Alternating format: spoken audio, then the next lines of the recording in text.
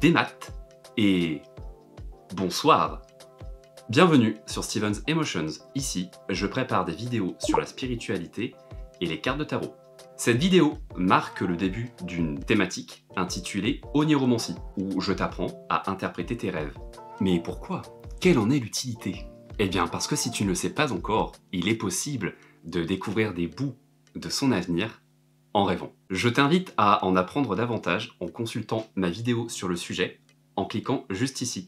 Ces différentes interprétations seront fortement imprégnées de mes expériences personnelles, je ne vais pas vous le cacher, mais aussi de différentes recherches que j'ai pu faire en amont. Donc à cet effet, sachez que les différents exemples que je vais vous présenter dans cette vidéo et les futures ne seront qu'un échantillon, ce n'est pas exhaustif. Ce qui est intéressant également, c'est que l'interprétation peut varier d'une personne à l'autre. À terme, tu seras capable d'interpréter tes propres rêves avec tes propres significations.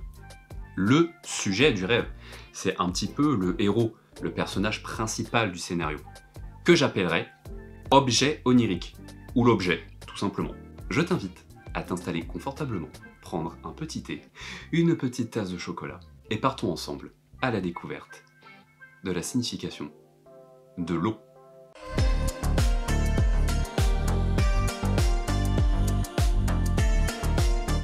L'eau, c'est la vie. C'est ce qui compose le corps humain à près de 60%. Rêver d'eau, au sens général, va donc se référer au subconscient, aux émotions et par extension à la spiritualité.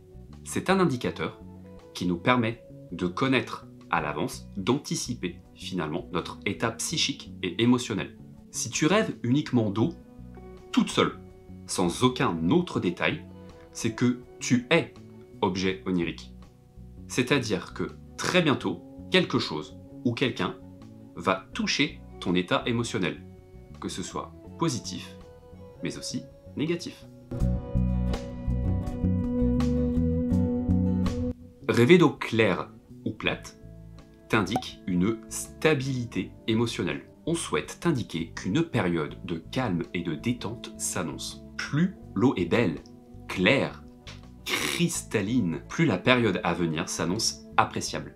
Si elle a des remous ou des ondulations à la surface, une situation ou une personne va t'intriguer, va susciter ta curiosité. Proportionnellement, plus l'ondulation est intense, plus cela va te déranger et évoluer possiblement vers des inquiétudes et des angoisses.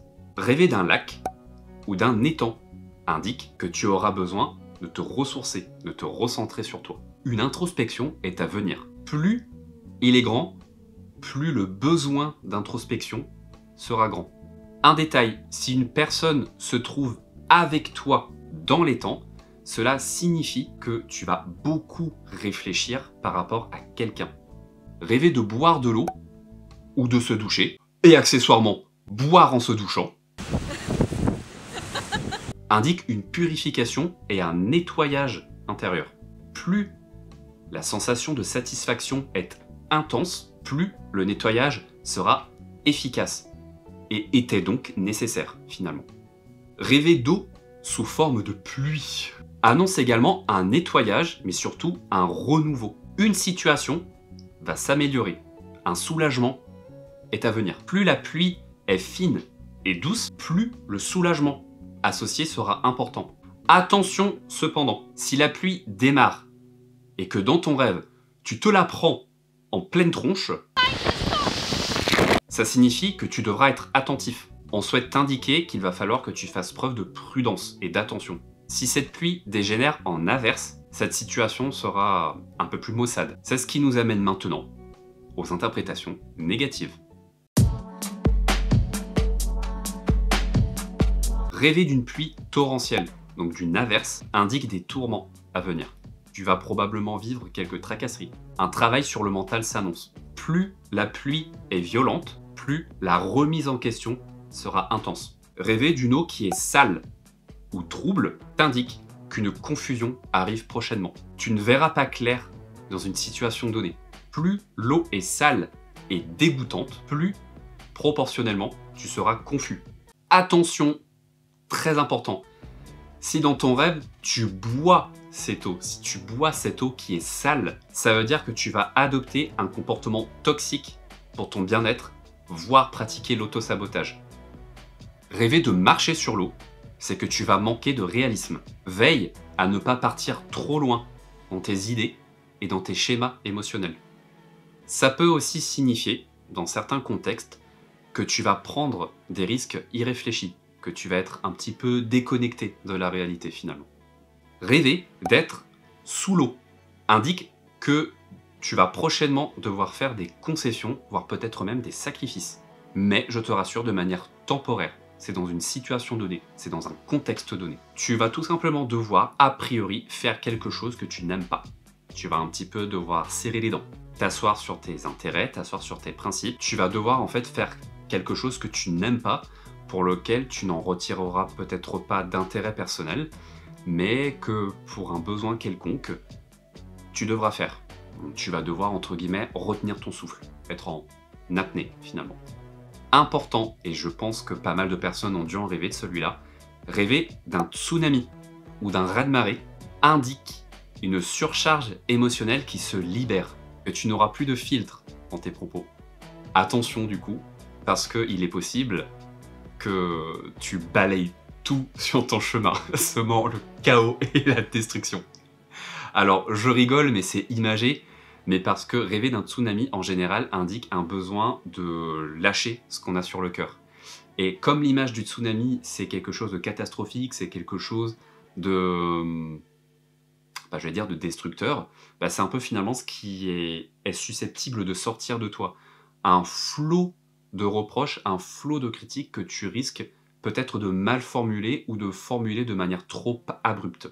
C'est ce que ce rêve te signifie, que dans un avenir proche, tu risques peut-être de dépasser tes propres limites et que sous le coup de la colère ou de l'émotion, tu t'apprêtes à dire des choses peut-être que tu ne penses pas ou que tu penses mais que tu aurais voulu formuler d'une manière un petit peu plus courtoise, par exemple. Et enfin, une petite dernière pour la route, un petit peu plus modérée. Rêver d'une eau chaude ou froide indique un changement à venir dans ton tempérament. Plus l'eau est chaude, plus tu vas adopter un comportement un peu incendiaire, un petit peu en mode attaque. A l'inverse, plus l'eau sera froide, plus cela signifie que tu vas te mettre en retrait, que tu vas adopter une attitude un peu glaciale et donc être davantage sur la défensive. Cette première interprétation est maintenant terminée. J'espère que la vidéo t'aura plu.